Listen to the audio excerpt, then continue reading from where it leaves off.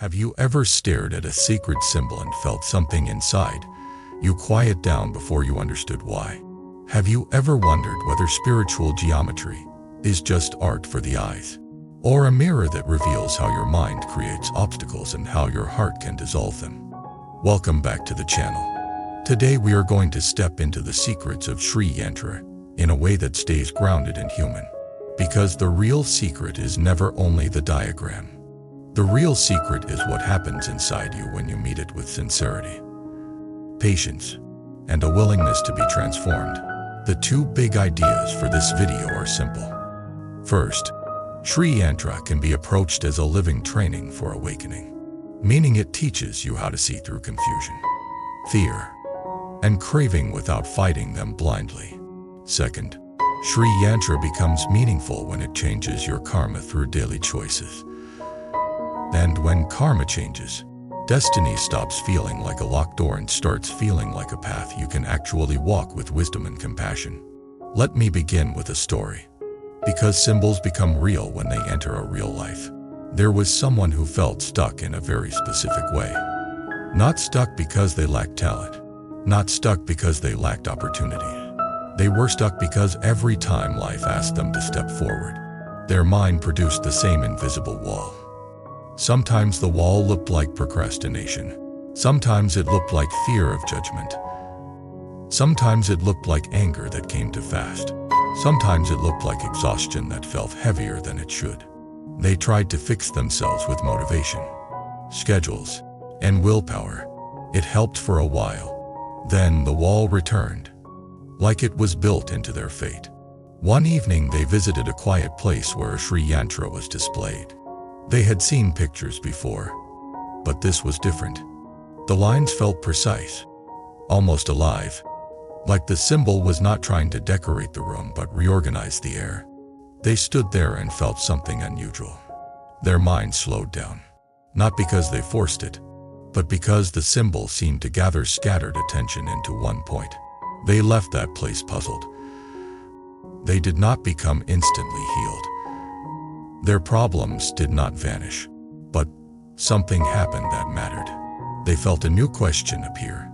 Not what do I do to fix my life, but what if my life is not only a series of events? What if my life is a pattern? And what if I have been repeating the pattern without seeing it? That question is already the beginning of awakening. People often ask, what is the Shree Yantra? They wanted definition, a quick explanation. But the deeper approach is to ask, what does it train in the one who contemplates it? Because spiritual tools are not trophies. They are mirrors and methods. Shree Yantra is often described as a sacred geometry made of interlocking triangles, a central point, and surrounding enclosures. But if we stay on the surface, we miss the real teaching. The real teaching is about union and balance, the meeting of opposites, the harmonizing of forces that usually pull the human mind apart. Every day your mind is pulled between wanting and fearing, chasing and avoiding, clinging and rejecting, pride and shame. That inner tug of war creates suffering. You may call it stress. You may call it negativity. You may call it being blocked. But at the root it is fragmentation. So here is a secret that sounds simple but changes everything. Many obstacles are not external walls. They are the cost of an inner split. When you are split, you leak energy. When you leak energy, you cannot move forward cleanly. When you cannot move forward cleanly, the world feels heavy. Then you call it bad luck. But the deeper truth is that your attention is not unified. This is where Shree Yantra becomes interesting, because it is designed like a lesson in unification.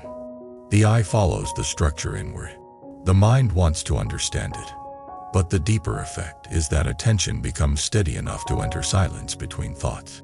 That silence is not emptiness in a scary sense. It is spacious awareness. And awareness is the beginning of freedom. Because whatever you can observe clearly stops owning you completely. Now let me return to the person in the story. They began looking into the Shree Yantra more seriously. At first they treated it like a puzzle. They wanted to know what each triangle meant. what each layer represented, what each boundary symbolized. This is normal, because the mind tries to dominate mystery by turning it into information. But something happened when they kept returning to it. They noticed their own impatience. They noticed how quickly they wanted results. They noticed how quickly they wanted to feel special, like they were learning a hidden secret that would make them superior. They noticed the subtle ego movement that appears in spiritual searching. And when they noticed that, they felt embarrassed. That embarrassment can be poison, or it can be medicine. If you turn it into shame, you will quit.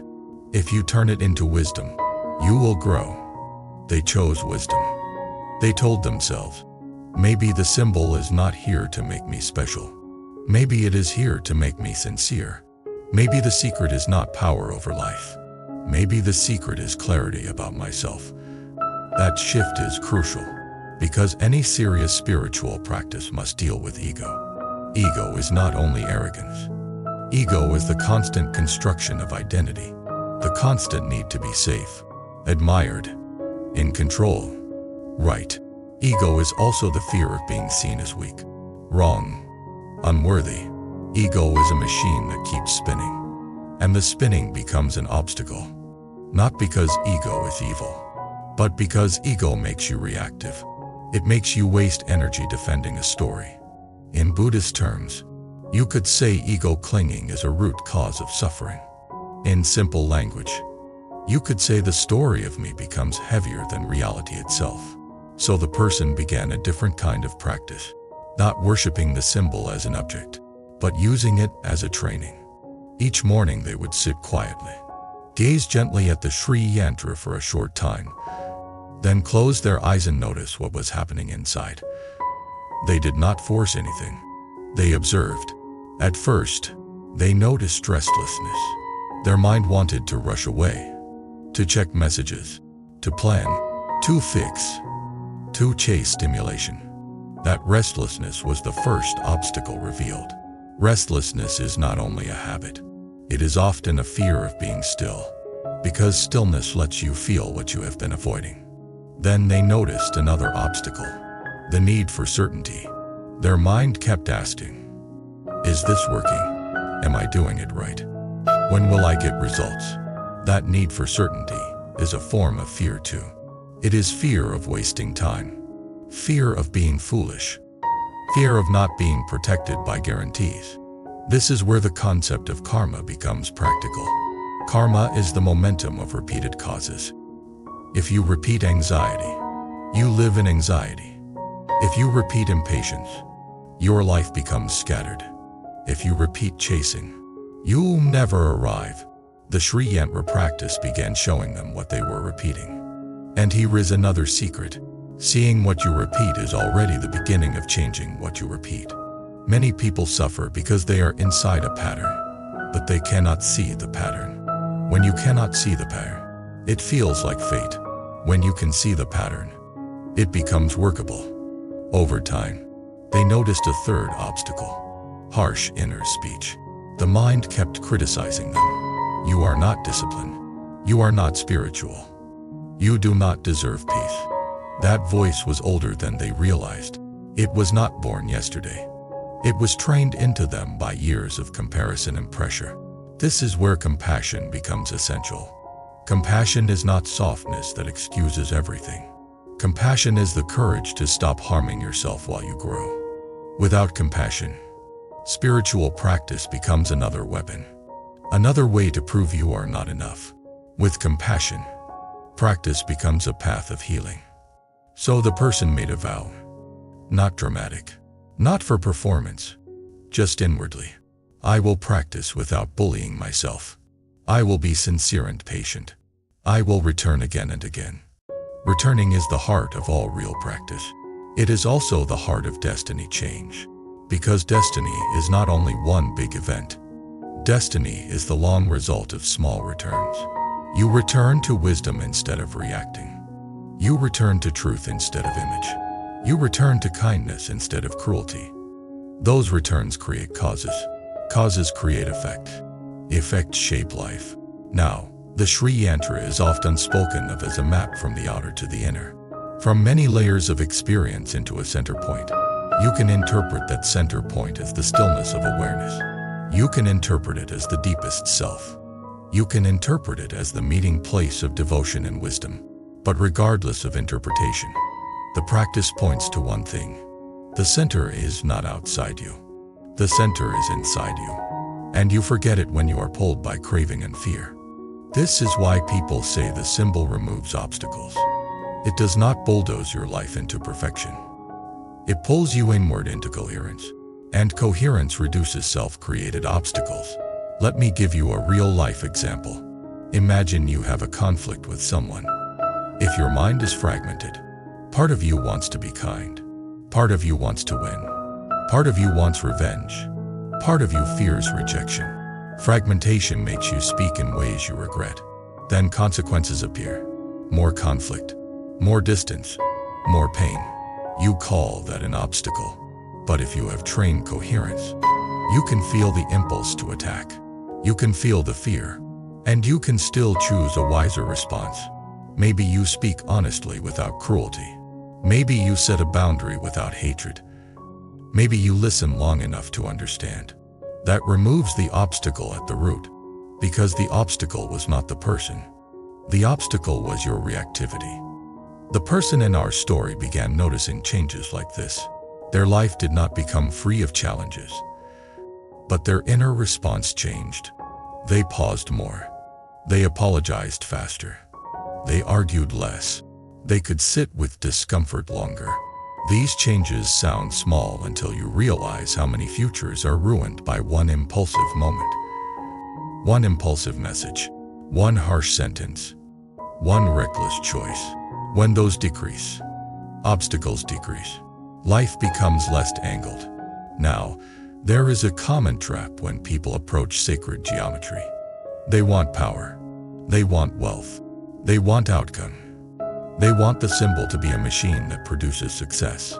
And I understand the longing, because life can be hard. But here is the mature truth. If you approach a sacred tool only to feed craving, you strengthen the very craving that makes you suffer. You may get something, but you will not be free. So, the deeper secret is to use the symbol to train wisdom and compassion. When wisdom and compassion grow, your life improves in a stable way, because you stop creating unnecessary suffering. You stop burning bridges. You stop sabotaging yourself. You stop feeding addictions that drain your attention. You start telling the truth. You start caring for your body. You start respecting your time. All of that changes your destiny. The person began to see another layer too. Their obstacles were not only psychological. Some were moral. They had small dishonest IES in life. Not dramatic crimes, but little ways of avoiding responsibility. Little excuses. Little manipulations to protect image. These created inner tension. Inner tension created anxiety. Anxiety created more avoidance. A loop. As their practice deepened, they felt a stronger desire to live cleanly. They started keeping promises. They started saying no when they meant no. They started apologizing when they were wrong. They started doing the hard thing early instead of postponing it. This is not mystical, but it is sacred in the truest sense, because it reduces harm. In Buddhist terms, you could say they were purifying karma through right action. In everyday terms, they were becoming trustworthy. Trustworthiness is a spiritual achievement because it means your inner and outer life align. And when inner and outer align, energy stops leaking. That energy becomes available for creativity, learning, service, and real joy. Now, let us talk about the idea of the feminine and masculine principles often associated with the triangles in Shree Yantra, because this can be misunderstood. Some people turn it into gender stereotypes. That is not the point. The deeper point is balance of complementary forces, expansion and grounding, giving and receiving, stillness and action, compassion and discernment, devotion and clarity. If you lean too far into one side, you become distorted. Too much action without stillness becomes burnout. Too much stillness without action becomes avoidance. Too much devotion without wisdom becomes blind belief. Too much wisdom without compassion becomes coldness. The symbol becomes a reminder to integrate. And integration is the real obstacle remover. The person in the story began to use the practice as a daily check. When they felt scattered, they recognized they were living in the outer layers, pulled by noise. They would return to the center with a short contemplation. When they felt lazy, they recognized they were using spirituality to avoid action. They would bring more discipline. When they felt harsh, they would bring more compassion. When they felt too soft and unable to set boundaries, they would bring discernment. This is wisdom in motion. Wisdom is not a quote. Wisdom is a response. Then something happened that they did not expect. They started noticing synchronicities, small coincidences. A helpful person appeared at the right time. A job opportunity opened after they finally stopped procrastinating. A relationship improved after they learned to speak calmly. They could have called it magic, but they understood something deeper. It was karma changing. When you change your causes, your effects change. When effects change, life feels more supported. Support can look like grace. Grace can also look like cause and effect finally working in your favor because you stopped sabotaging yourself. Now, I want to talk about destiny directly, because people often feel that destiny is fixed. Here is a grounded way to see it. Some conditions are given. Your starting environment, your early experiences, your natural tendencies, those are real. But destiny is not only what you are given. Destiny is also what you cultivate. When you cultivate attention, you gain focus. When you gain focus, you create skill.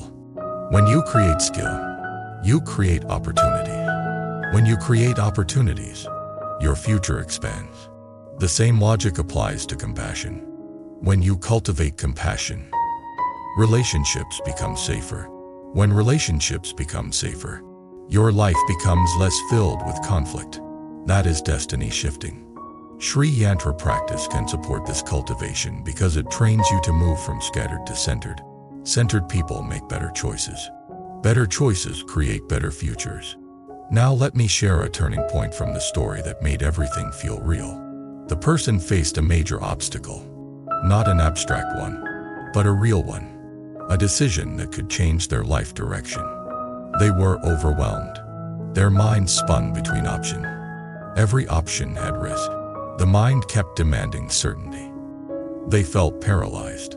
They sat down with the Shree Yantra and did something different. They did not ask it to give them a fortune. They asked it to help them see clearly. They breathed. They gazed. They closed their eyes. They noticed their body. And they realized something surprising. One choice made their chest tighten. The other choice made their belly feel calmer. The tightening choice was driven by image and fear. Fear of missing out. Fear of not being admired. The calmer choice was driven by values. Even though it was less glamorous, they chose the values-based path. The first months were hard, but they were clean hard, not chaotic hard. Clean hard means you work steadily. You accept discomfort. You do not create extra drama. Chaotic hard is when you are fighting yourself, fighting others, and fighting reality all at once. Because they work leaner inside, they built stability. And stability became opportunity. Their destiny shifted. Later they said, I think the Yantra did not choose for me. It helped me stop lying to myself. That is the greatest secret of all spiritual tools. They do not replace your responsibility. They deepen it. They help you become honest enough to live wisely. Now, I want to bring in one more layer, because many people miss it. The real secret is not that the symbol has power. The real secret is that your attention has power. Whatever you place attention on repeatedly becomes your world.